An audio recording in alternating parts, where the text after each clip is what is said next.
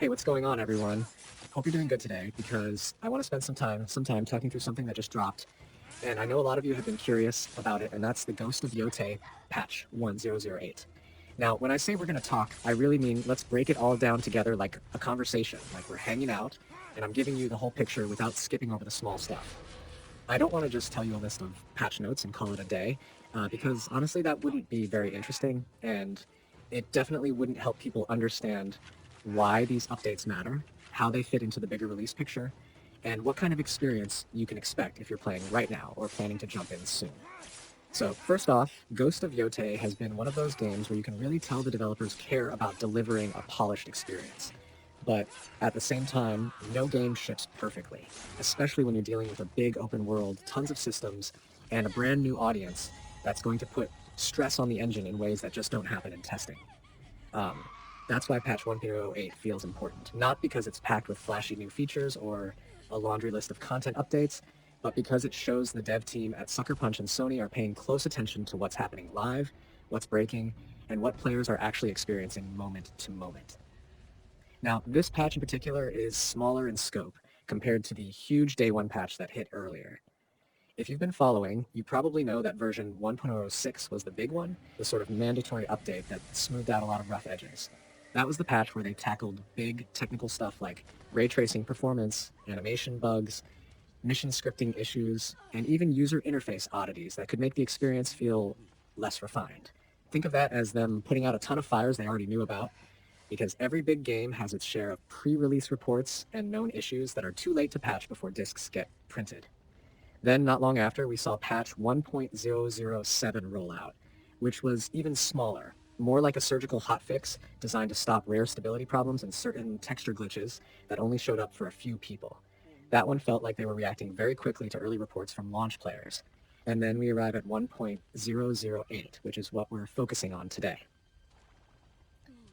This patch continues that trend of quick reaction time, where the devs are pushing stability fixes, performance tweaks, and addressing those sneaky audio issues that aren't always obvious but can really pull you out of the immersion when they happen. It's not the kind of patch where you'll read the notes and think, wow, they've added new modes, new missions, or anything dramatic like that. Instead, it's the kind of update where the benefit is subtle but extremely valuable, because nobody wants to deal with crashes mid-game, nobody wants their console hard freezing when they're in the middle of a tense fight, and nobody wants immersion-breaking audio bugs where voices cut out or effects don't sync right. That's what this patch is here to fix. The interesting part of following this sequence of updates is you can really see the rhythm of how live game development works after launch. First, you get the monster patch that addresses everything they already knew would be a problem. Then, once the game is in the wild, telemetry kicks in, players flood forums, people post on Reddit, clips get uploaded, and suddenly all these edge cases start surfacing. And you know what?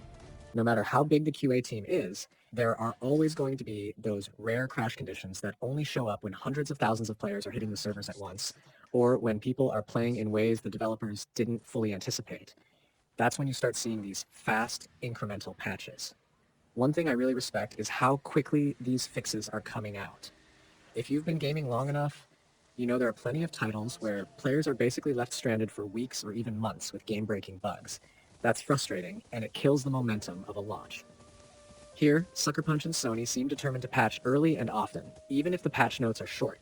For example, in 1.008, you'll see notes along the lines of stability improvements, audio fixes, performance improvements, and miscellaneous tweaks. That might not sound glamorous, but think about how that impacts your play session. Instead of crashing 3 times during a mission, maybe you crash 0 times. Instead of the crowd AI stuttering during busy scenes, you get smoother frame rates. Instead of audio crackling during a cutscene, you actually hear the emotional score the way it was meant to be heard. That's quality of life at its finest, and it's invisible when it's working, but very noticeable when it's not. Now let's talk about why this patch is particularly telling. A lot of people wondered if the day one patch had already solved most of the issues. Reviews before launch pointed out some performance hitches, some bugs with animation and quests, and even a few hard crashes.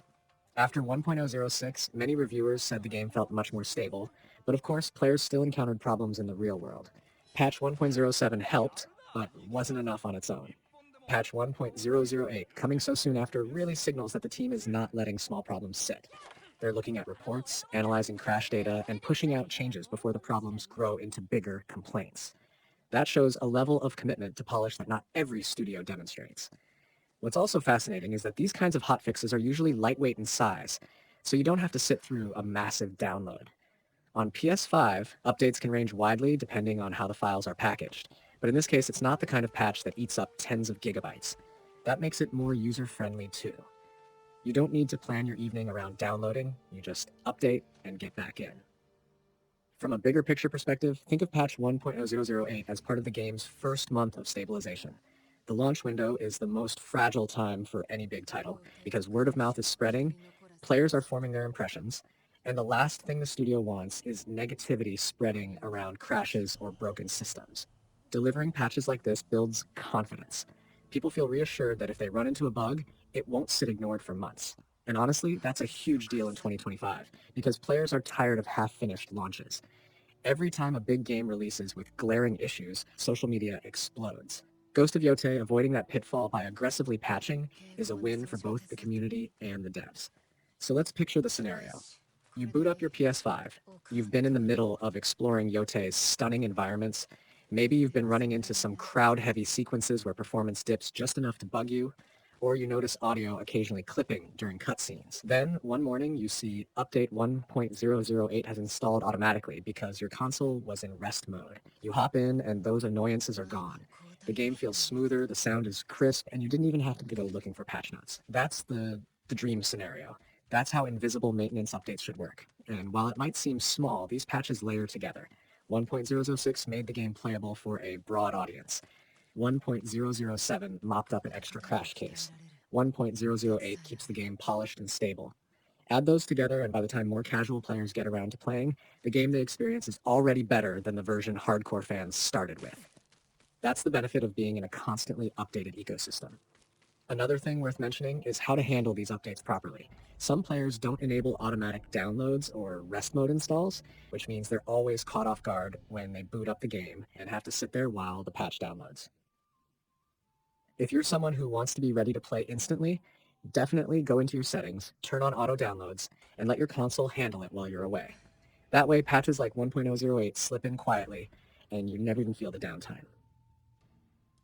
And let's not forget about backing up your saves.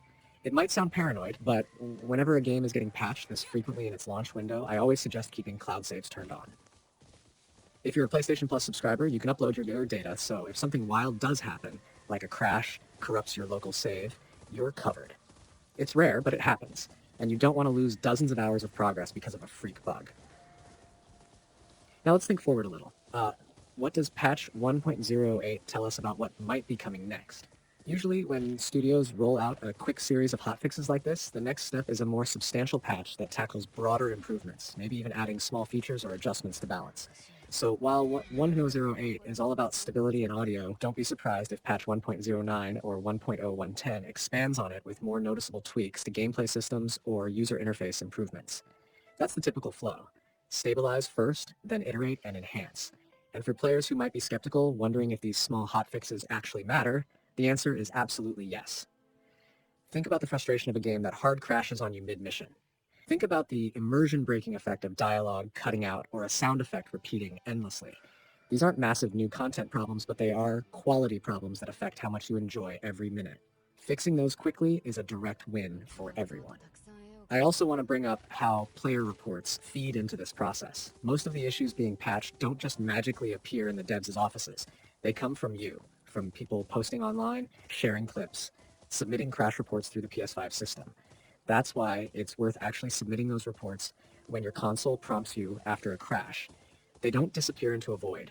They feed back to the developers and help them prioritize fixes. So when you see patch 1.08 mention stability improvements, that's in part thanks to the player community flagging exactly where the problems were. One last thought on this patch is how it sets the tone for Ghost of Yotei's support going forward. If this is the kind of responsiveness we can expect in the first week or two, it bodes well for the long-term health of the game. Big open-world titles thrive when they're supported with regular updates. That includes not only bug fixes, but eventually quality of life improvements, balance tweaks, and potentially even content expansions.